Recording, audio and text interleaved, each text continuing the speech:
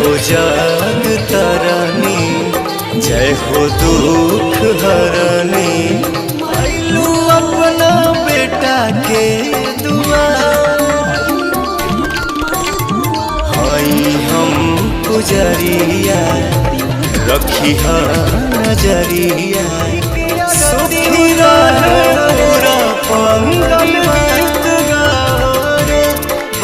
भगवानी जी संग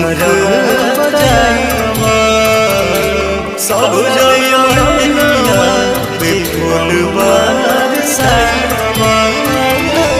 मैया के चुनरी ओढ़ाओ रे, हरी हरी चूड़ी चढ़ाओ। जैसे धैली माया गह गह करे लाग